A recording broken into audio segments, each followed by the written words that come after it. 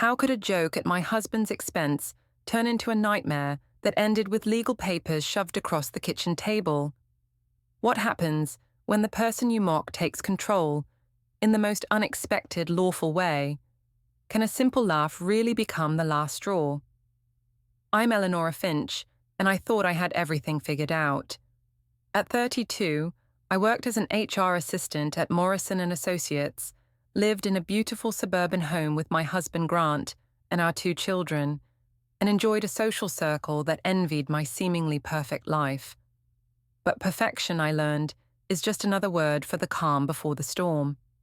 Friday night dinners at our house were always a production.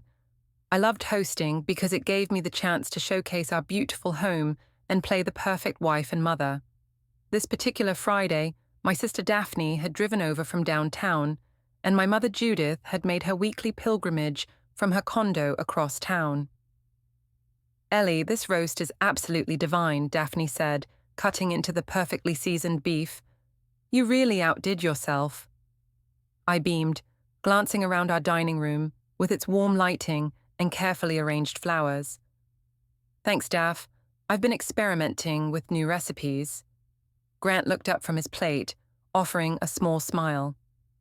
"She's been watching those cooking shows religiously." "Well, someone has to keep this family fed properly," I said with a laugh that carried just a hint of edge. "Grant's idea of cooking is ordering takeout." My mother chuckled, setting down her wine glass. "Men these days just don't have the domestic skills we grew up expecting." "Mom's right," I continued, warming to the topic. "Sometimes I feel more like Grant's mother than his wife. I have to remind him to pick up his socks, make sure he schedules his doctor appointments, even tell him when the kids need new clothes." Grant's smile faltered slightly. "I do help around the house, Ellie." "Oh, honey, I know you try," I said, reaching over to pat his hand in what I thought was an affectionate gesture. "But let's be honest, you'd live in complete chaos without me." Daphne laughed, raising her glass. "Well, here's to Ellie for keeping this family running." "I don't know how you do it," my mother added, shaking her head. "Honestly, Ellinora, sometimes I wonder if you wouldn't be better off on your own. You're so capable, so organized. You could probably handle everything just fine without the extra burden." The words hung in the air like smoke. I felt a thrill of validation from my mother's comment, but I also noticed how Grant's jaw tightened. He set down his fork carefully. Too carefully. I said, emboldened by the wine and the attention, "My friends at work are always joking that Grant is my biggest mistake. They say I settled too early, that I could have done so much better." The silence that followed was deafening. Even 7-year-old Lila looked up from her mashed potatoes with wide, confused eyes. 4-year-old Sam continued eating, oblivious to the tension. Grant cleared his throat. "Your friends say that?" "Oh, you know how girls talk," I said quickly, suddenly realizing I might have gone too far. "It's just harmless office gossip. They don't really mean it." But even as I said it, I knew it wasn't entirely true. My colleagues, especially the single ones, did often comment on how I seemed to do everything while Grant just coasted along. And lately, with Mason Doyle from the accounting department paying me so much attention, those comments had started to feel more like observations than jokes. "Right," Grant said quietly. "Harmless." My phone buzzed under the table and I glanced down discreetly. A text from Mason. "Miss you already, can't wait for Monday."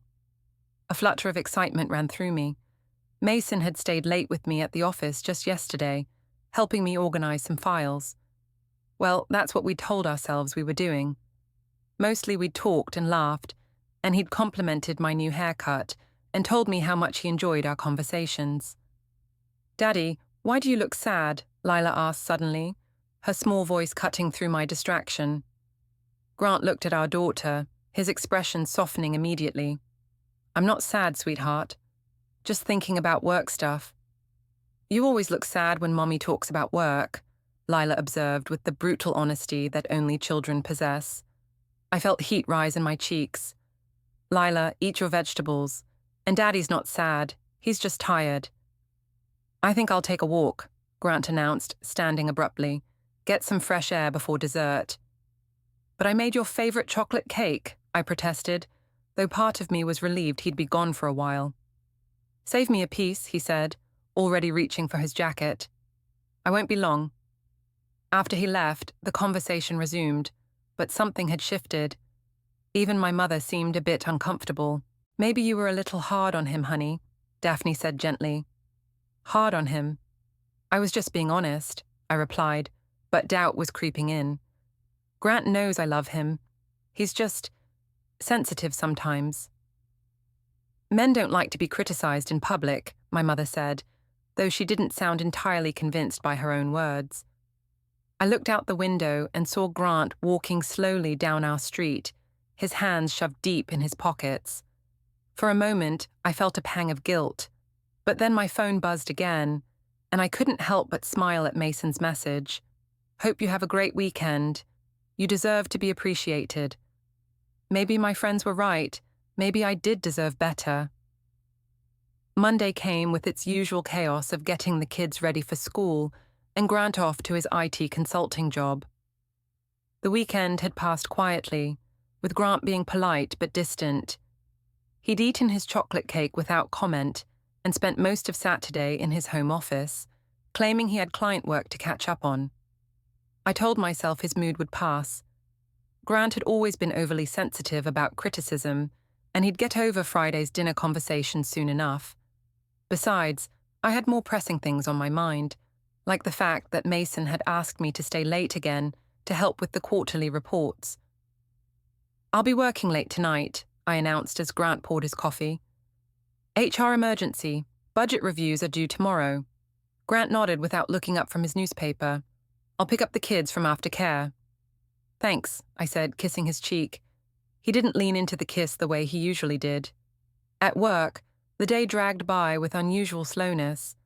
I found myself checking the clock constantly, anticipating 5 o'clock when the office would empty out, and I'd have my excuse to visit Mason's department. "You seem distracted today," my colleague Jennifer commented as we processed some employee files. "Everything okay at home?" "Everything's fine," I said quickly. "Just tired. Grant kept me up with his snoring." It was a small lie, but it felt good to have someone to complain to. Jennifer made a sympathetic face and launched into her own complaints about her husband's annoying habits. By 6:30, the office was nearly empty. I made my way to the accounting department, my heart beating a little faster than usual. Mason was still at his desk, his sleeves rolled up and his dark hair slightly messed from running his hands through it. "Hey there," he said, looking up with that smile that made my stomach flutter. "Ready to tackle these reports?" "Ready as I'll ever be," I replied, pulling up a chair next to his desk. We worked for about 20 minutes before the conversation drifted away from spreadsheets and budget allocations. Mason had a way of making me feel interesting and important. He asked about my weekend, listened when I talked about my frustrations with Grant's lack of ambition, and made me laugh with stories about his own dating disasters. "You know," he said, leaning back in his chair, "I still can't believe you're married. You seem so independent, like you don't need anyone to take care of you." "That's because I don't," I said, perhaps more emphatically than necessary. "I've been taking care of myself and everyone else for years." "Your husband's a lucky guy," Mason said, his eyes meeting mine. "I hope he knows what he has." The compliment sent warmth spreading through my chest. When was the last time Grant had said something like that to me? When was the last time he'd really looked at me, seen me as more than just the woman who managed his household and raised his children? "Sometimes I wonder if he does," I admitted. Mason reached over and touched my hand briefly. "His loss if he doesn't appreciate you." We talked for another hour, our conversation growing more personal and intimate. Mason told me about his recent breakup, how his ex-girlfriend had accused him of being emotionally unavailable. I found myself sharing details about my marriage that I'd never voiced before. How Grant and I had grown apart, how we barely talked about anything meaningful anymore, how I felt more like roommates than lovers. Maybe that's just what happens when you get married too young, Mason said.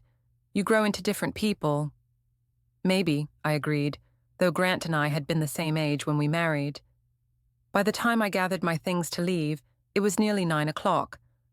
My phone showed 3 missed calls from Grant and several texts asking if I was okay. I should go, I said reluctantly.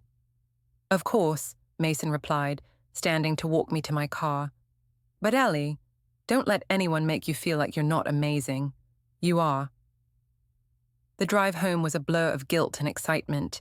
I felt alive in a way I hadn't in years, but I also knew I was walking on dangerous ground. This was just friendship, I told myself. Just someone who appreciated me for who I was.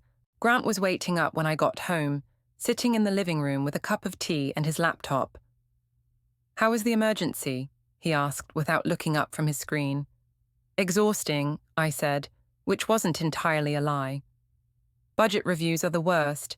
How are the kids? Fine. Lila asked why you weren't home for dinner. I told her you were working hard to help our family. Something in his tone made me look at him more carefully. Is everything okay? Just wondering where you were working so late, he said, finally meeting my eyes. I called the main office line around 8. No one answered. My heart skipped a beat. I was in the accounting department. Different floor, different phone system. Grant nodded slowly. Right, different floor. He closed his laptop and stood up. I'm heading to bed. Try not to wake me when you come up.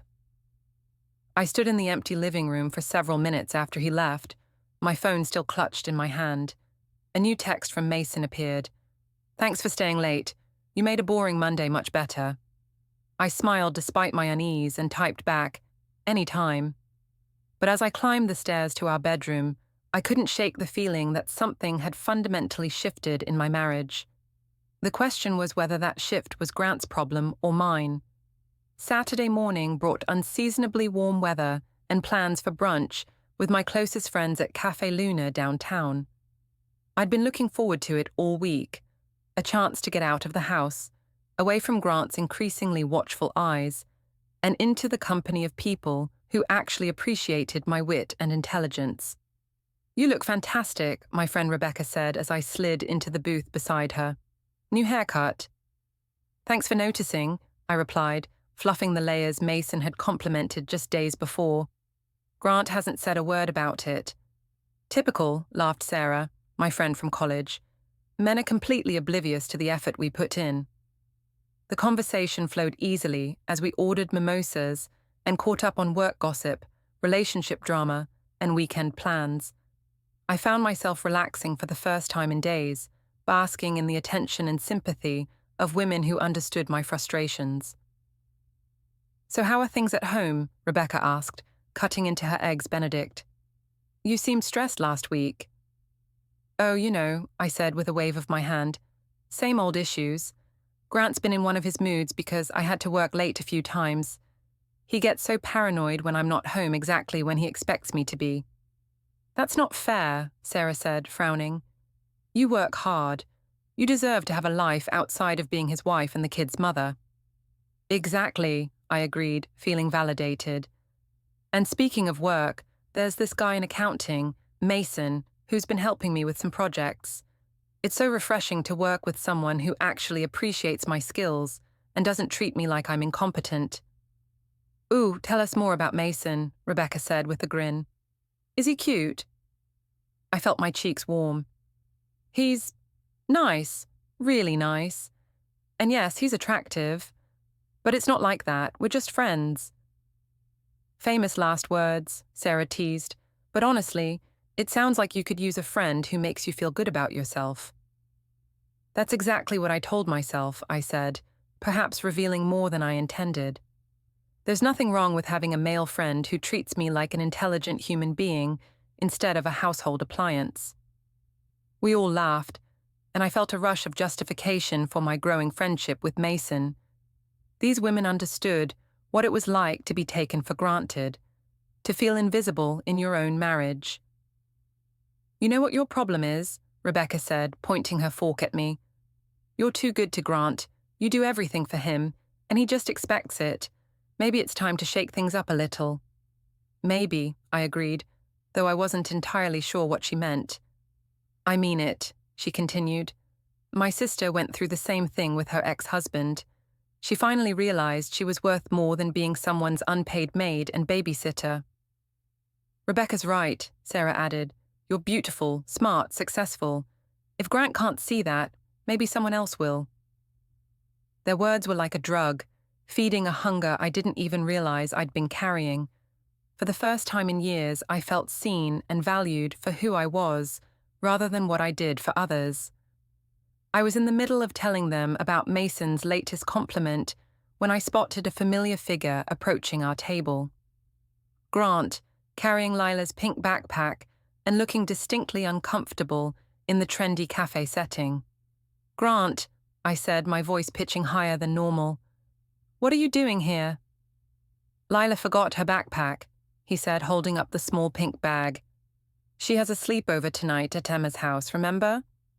Of course, I'd completely forgotten about the sleepover I'd helped arrange 2 weeks ago. Right, the sleepover. Thanks for bringing it. Grant nodded at my friends politely. Ladies, sorry to interrupt. No problem at all, Rebecca said smoothly. We were just telling Ellie how lucky she is to have such a thoughtful husband. I caught the slight emphasis on thoughtful and realized with horror that Grant had probably overheard at least part of our conversation. His expression was unreadable, but I knew him well enough to recognize the tension in his shoulders. Well, I should get this to Lila, he said. She's waiting in the car. Enjoy your brunch. After he left, my friends exchanged glances. He seemed intense, Sarah said carefully. He's been like that lately, I replied, trying to sound casual. Suspicious of everything I do. It's honestly getting a little suffocating. But even as I said it, I wondered how much of our conversation Grant had actually heard. Had he heard me talking about Mason, about feeling unappreciated, about being worth more than what I was getting at home? The rest of brunch felt slightly strained, though my friends did their best to keep the conversation light. By the time I got home, Grant had already left with both kids for some errand, leaving me alone with my thoughts and my guilt. That evening, after Lila had been dropped off at her sleepover and Sam was in bed, Grant and I sat in our living room in uncomfortable silence. He was reading a book, and I was scrolling through my phone, but the tension between us was palpable. Ellie, Grant said finally, setting down his book. Can I ask you something? My heart started beating faster. Of course. Are you happy? The question was simple, but his tone was serious. I mean, really happy, with us, with our life together. The question caught me off guard. I'd expected him to ask about Mason, or about what he'd overheard at brunch. This was somehow worse. What kind of question is that? I said, deflecting. Of course I'm happy. Are you? He pressed. Because lately, it feels like you're somewhere else. Like you're going through the motions of being my wife and the kid's mother, but your heart isn't in it. I felt a flash of anger. That's not fair, Grant. I do everything for this family. I work full-time. I manage the household. I take care of the kids' schedules. I know, he interrupted gently. I know you do all of that, and I appreciate it more than you know. But that's not what I'm asking. I'm asking if you're happy, if you want to be here, with me. The question hung between us like a challenge. Part of me wanted to reassure him, to tell him that of course I wanted to be there, that our family meant everything to me. But another part of me, the part that had been growing stronger with each compliment from Mason and each validation from my friends, rebelled against the question itself. I'd be happier if you trusted me, I snapped. I'd be happier if you didn't question every late night at work or every conversation with my friends. I'd be happier if you didn't make me feel like I have to account for every minute of my day. Grant stared at me for a long moment, and I saw something shift in his expression. You're right, he said quietly. I'm sorry. He picked up his book and left the room without another word, leaving me alone with the echo of my own harsh words. I'd won the argument, but somehow I felt like I'd lost something more important. Later that night, I discovered Grant in his home office, working on his laptop with unusual intensity. When I peeked in to say goodnight, I noticed he was copying files from our shared family computer to an external drive. "What are you working on?" I asked casually. "Just backing up some files," he said without looking at me. You know how unreliable technology can be. I went to bed that night with an uneasy feeling in my stomach, though I couldn't quite pinpoint why. Grant was just being his usual overly cautious self about computer maintenance. There was nothing suspicious about backing up files, was there? Sunday morning arrived with the kind of artificial cheerfulness I'd perfected over the years. Despite the tension from the night before, I was determined to maintain the facade of our happy family life, especially with Sam's upcoming school play and the neighborhood barbecue next weekend. "Who wants pancakes?" I announced brightly, pulling ingredients from the pantry with theatrical enthusiasm. "Me! Me!" Sam shouted, bouncing into the kitchen in his dinosaur pajamas. Lila followed more quietly, still sleepy from her late night at Emma's house. "Can I have chocolate chips in mine?" "Of course, sweetheart," I said, kissing the top of her head. "Grant, pancakes?" He looked up from his coffee and newspaper with a polite smile that didn't quite reach his eyes. "Sure, thanks." The careful distance in his voice bothered me more than I wanted to admit. I'd grown accustomed to his easy affection, the way he'd usually steal a kiss while I cooked, or wrap his arms around my waist from behind. This morning, he stayed firmly planted at the kitchen table, reading the news as if it were the most fascinating thing in the world. "I thought we could take the kids to the park today," I suggested, flipping pancakes with perhaps more force than necessary. "Make it a family day." "That sounds nice," Grant replied, but he was already reaching for his phone. "Actually, I promised Mrs. Henderson I'd look at her computer this morning. Virus issues, and then I should probably catch up on some client work."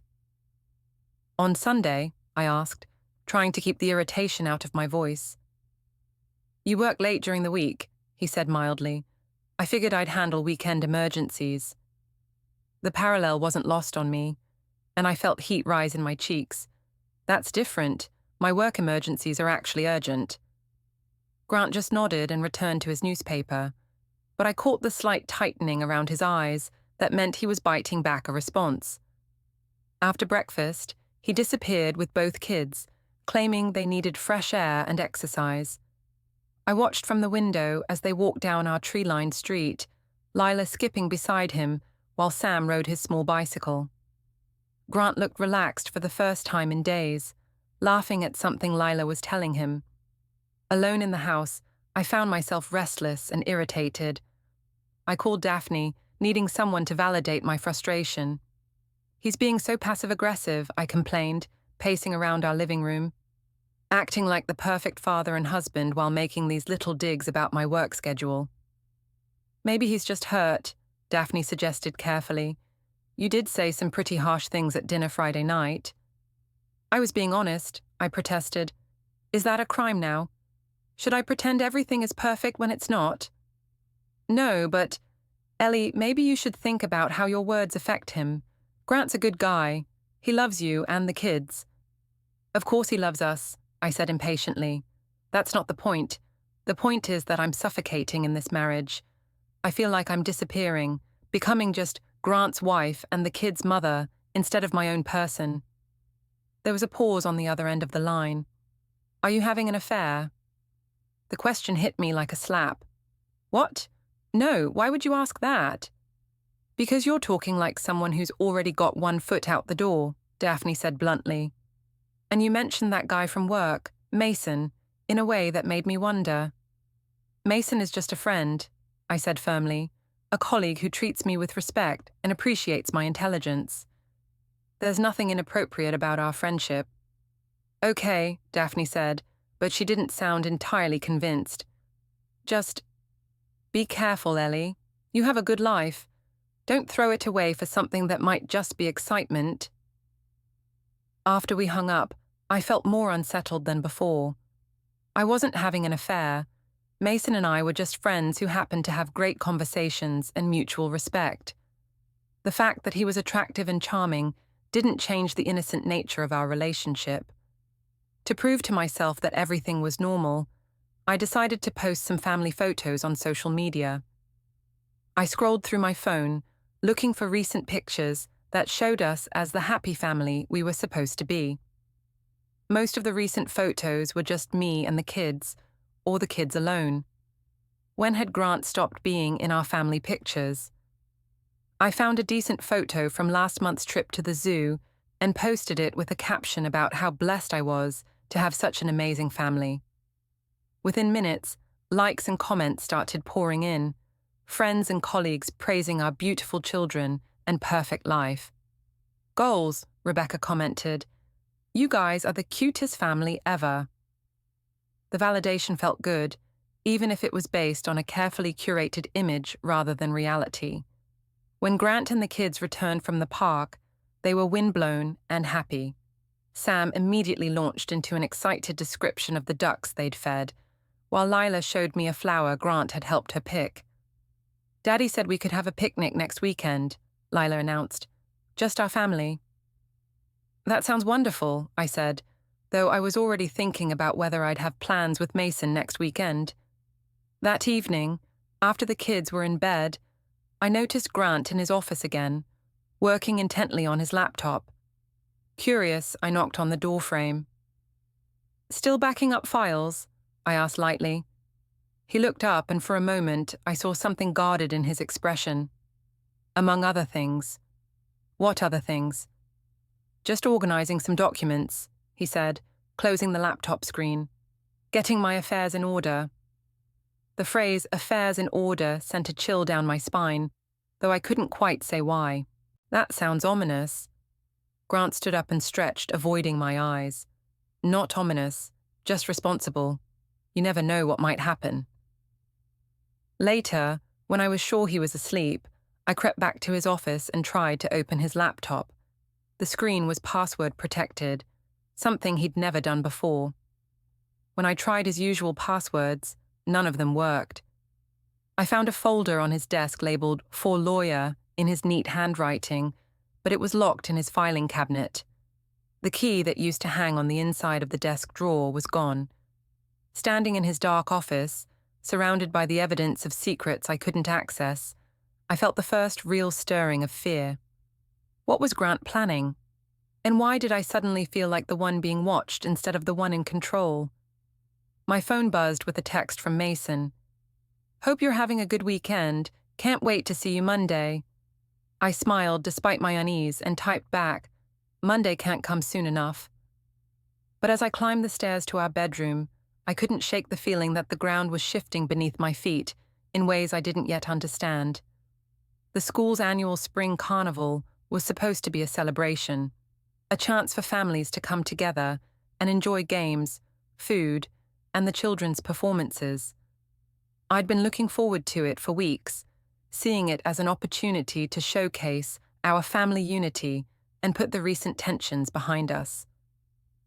"Don't forget the camera," I reminded Grant as we gathered the kids and headed out Tuesday evening. "Lila's been practicing her song for weeks." "Got it," he replied, patting his jacket pocket.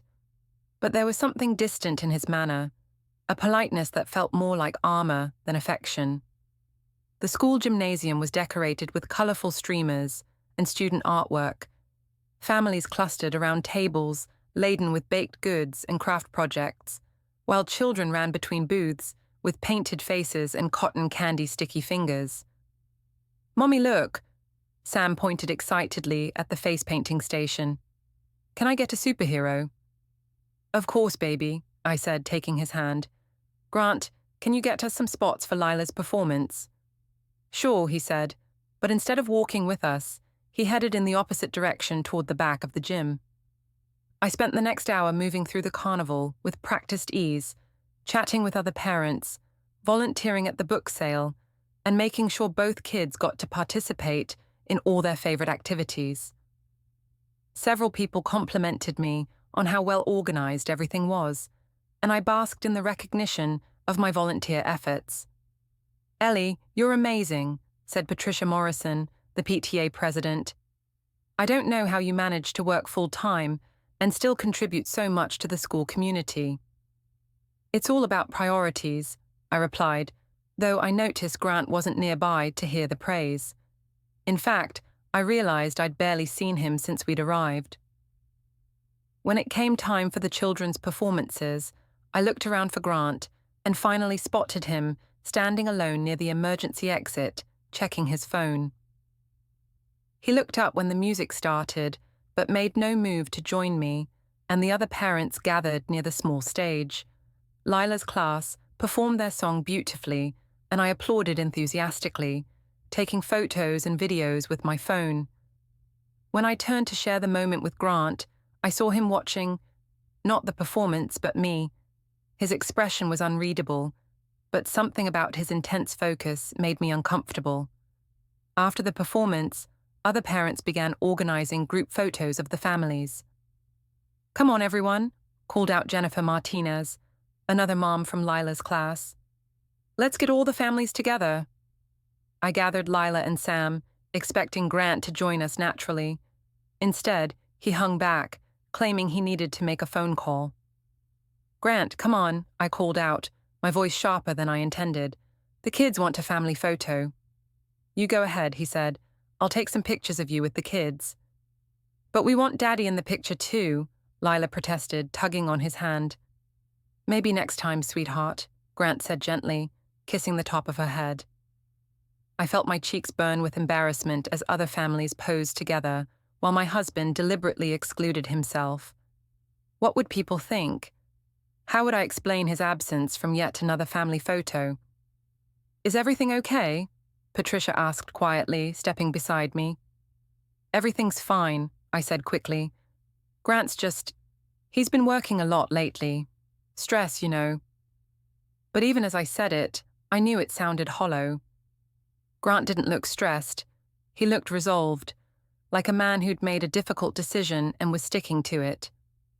My phone buzzed with a text from Mason. "This is getting too risky. Maybe we should cool things down for a while." I stared at the message in confusion. Risky? What was risky about our friendship? We hadn't done anything wrong, just talked, laughed, and enjoyed each other's company. But his sudden retreat felt like another rejection on a night that was already full of them. The drive home was tense, with the kids chattering excitedly about the carnival, while Grant and I sat in silence. I wanted to confront him about his behavior, but not in front of Lila and Sam. "Why didn't Daddy want to be in the pictures?" Lila asked as I tucked her into bed. "Daddy's just tired, sweetheart," I said, smoothing her hair. "Sometimes grown-ups have complicated feelings." "Is Daddy sad because of something I did?" The question broke my heart. "No, baby. Daddy loves you and Sam more than anything in the world. Sometimes grown-ups just need space to think about things." "What kind of things?" I didn't have an answer for that. After the kids were asleep, I found Grant in the kitchen, sitting at our small breakfast table with a cup of tea and a manila envelope. "We need to talk," I said, my voice steadier than I felt. "Yes," he agreed. "We do." He slid the envelope across the table toward me. "This came by courier today." My hands shook slightly as I opened it, though I couldn't have said why I was so nervous. Inside were legal documents, papers with official letterheads and dense paragraphs of text that made my vision blur. "What is this?" I asked, though part of me already knew. "Separation agreement," Grant said quietly, "and a motion for temporary custody of the children." The words hit me like a physical blow. "Custody? Grant, what are you talking about? We can work this out. Every marriage has rough patches." "This isn't a rough patch, Ellie," he interrupted, his voice calm but firm. "This is the end of something that's been dying for a long time." "That's not true," I protested, my voice rising. "We love each other. We have a family, a life together. You can't just throw that away because of a few arguments." Grant looked at me with something that might have been pity. "I'm not throwing anything away. I'm trying to save what's left of my dignity and protect our children from a situation that's becoming toxic." "Toxic?" The word felt like an accusation. "I'm not toxic. I'm a good mother, a good wife." "You're having an affair," he said simply. The statement hung between us like a bomb that had already exploded. I felt my mouth open and close, but no words came out. "I'm not," I started, but he held up a hand. "Please don't lie to me anymore," Grant said. "I know about Mason. I know about the late nights, the text messages, the way you light up when you talk about him. I know about the conversations with your friends, about how I'm your biggest mistake." Tears were streaming down my face now, though I wasn't sure if they were from guilt, anger, or fear. "It's not what you think. Mason and I are just friends. We've never—" "It doesn't matter," Grant said, and his calm was somehow worse than if he'd been shouting. "The emotional affair is just as damaging as a physical one, maybe more so." "You're overreacting," I said desperately. "People have friendships. People complain about their spouses. That doesn't mean—" "Ellie." His voice was gentle but final. "I'm done." The envelope sat between us like evidence of a crime I didn't remember committing. Inside were papers that would dissolve our marriage, divide our assets, and determine the future of our children. Papers that Grant had prepared without my knowledge, while I'd been texting with Mason and complaining to my friends about how unappreciated I felt. "You can't do this," I whispered. "You can't take my children away from me." "I don't want to take them away," Grant said. "I want to protect them. And I want to protect myself. I deserve better than this, Ellie. And so do they." As I sat there, staring at the legal documents that would reshape my entire life, I realized that somewhere along the way, I'd lost control of the narrative. I'd thought I was the wronged party, the unappreciated wife who deserved sympathy and understanding. But Grant had been writing a different story entirely, one where I was the villain, and he was the hero saving himself and our children from my selfishness. The worst part was, I was beginning to suspect he might be right. The law office of Patterson Williams and Associates occupied the 15th floor of a gleaming downtown building that screamed expensive legal representation. As I sat in the marble-appointed lobby, 3 days after Grant had served me with papers, I felt like I was attending my own funeral. My mother sat beside me, her face set in grim determination. "This is ridiculous, Ellinora. Grant is clearly having some kind of midlife crisis. No judge is going to take children away from their mother over a few harmless conversations." Daphne, on my other side, was less confident. She'd been unusually quiet since I'd called her in tears, explaining the situation. "Maybe we should consider mediation," she suggested softly. "Work this out without lawyers." "Absolutely not," my mother snapped. "Grant started this fight. Now he'll have to finish it." The receptionist called my name, and we were escorted into a conference room where Grant was already seated with his attorney, a sharp-eyed woman in her 50s named Margaret Chen. Grant looked calm and prepared, like a man who'd been planning this moment for weeks. "Mrs. Finch," Margaret said, standing to shake my hand. "I'm sorry we're meeting under these circumstances." Grant's eyes met mine briefly, and I searched for any sign of the man who'd once promised to love me forever. Instead, I saw a stranger who'd made peace with difficult decisions. "Grant, please," I said, my voice breaking slightly. "We don't have to do this. We can go to counseling, work on our problems." "Ellie," he said gently, "we're past that point." My lawyer, David Patterson, was a friend of my mother's who specialized in family law. He'd assured me that Grant's case was weak, that no court would disrupt the children's lives based on alleged emotional infidelity. "Let's begin," Margaret said, opening a thick folder. "My client is seeking legal separation with the intent to divorce, along with primary custody of the minor children Lila and Sam Archer." "On what grounds?" David demanded.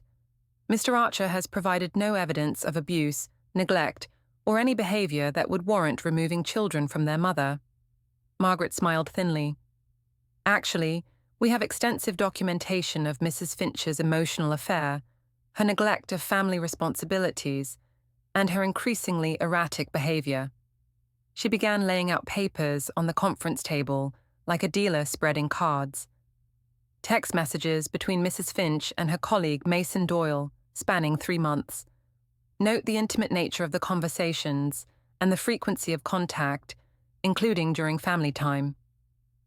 My heart sank as I saw my own words printed out in black and white, messages I'd thought were private, harmless expressions of friendship, now looked damning when stripped of context. Office security logs showing Mrs. Finch and Mr. Doyle alone in the building after hours on multiple occasions, Margaret continued. Credit card receipts for dinners and drinks that don't match Mrs. Finch's stated whereabouts. Those were work meetings, I protested weakly. Social media posts where Mrs. Finch claims to be at work or with girlfriends, while location data and photographic evidence show she was elsewhere, Margaret said, producing screenshots of my own Instagram and Facebook posts. The evidence kept coming.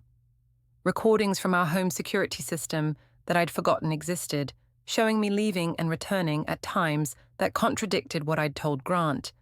Bank records showing cash withdrawals that I couldn't account for. Even witness statements from Marjorie and Frank, Grant's parents, documenting conversations where I'd complained about their son and expressed dissatisfaction with my marriage. Most importantly, Margaret said, her voice taking on a tone of moral authority, we have testimony from the children's teachers about their declining performance and emotional state.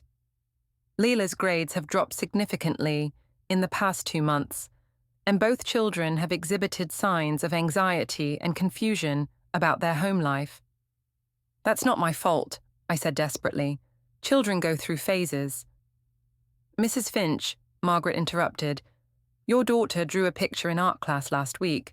Would you like to see it? She slid a piece of construction paper across the table. In crayon, Lila had drawn our family, Grant standing far away from me and the children, with tears on his face. The word sad was written above his figure in shaky 7-year-old handwriting. The room fell silent except for the sound of my mother's sharp intake of breath.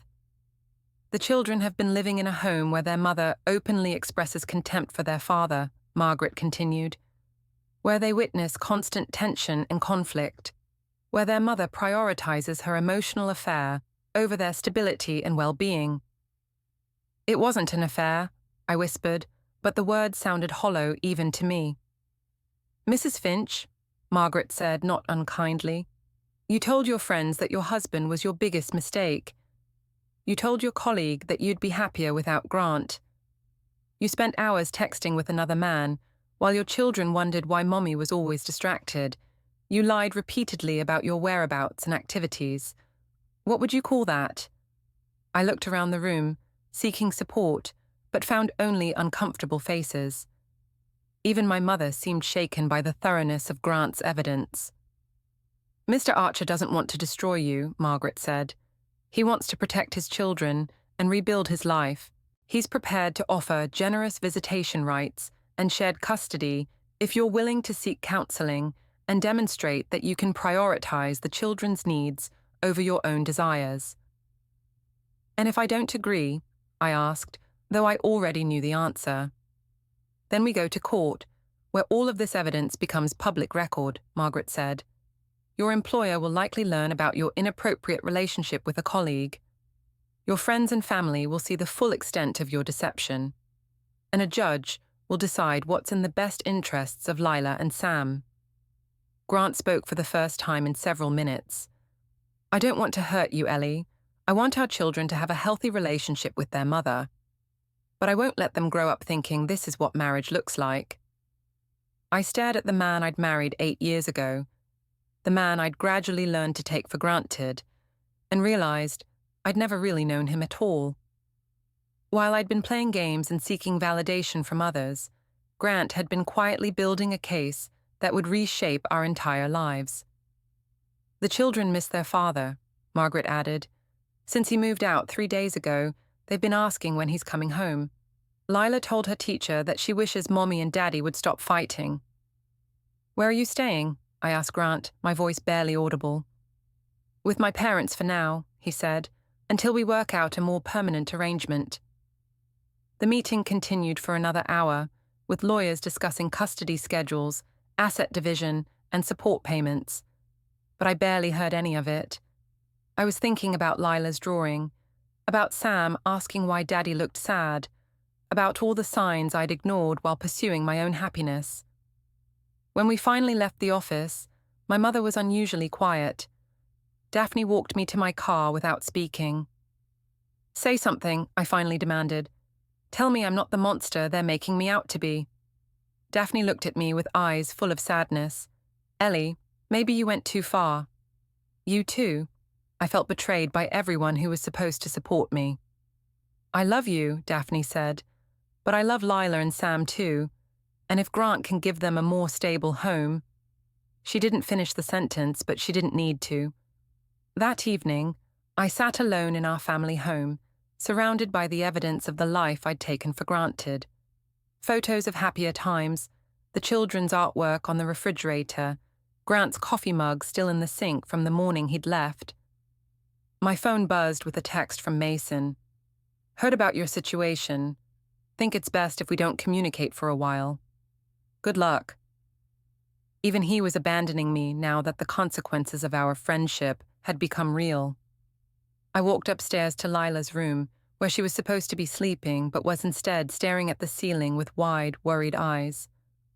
"Mommy," she whispered, "is Daddy ever coming home?" I sat on the edge of her bed, smoothing her hair the way I had when she was a baby. "I don't know, sweetheart. Daddy and I are trying to figure some things out. Did I do something wrong?" "No, baby. You and Sam are perfect. Sometimes grown-ups make mistakes, and it takes time to fix them." "What kind of mistakes?" I looked at my daughter's innocent face and realized I had no idea how to answer that question. How do you explain to a 7-year-old that her mother had been so busy seeking validation from others that she'd forgotten to value what she already had? "The kind of mistakes that hurt people we love," I said finally. "But I'm going to try to fix them, okay?" As I tucked Lila back into bed, I caught sight of myself in her dresser mirror. I looked like a stranger, a woman who'd lost control of her own story and was only now beginning to understand the true cost of her choices. Grant had been right about one thing. I deserved better, but so did he, and so did our children. The question now was whether it was too late to become the person they all deserved.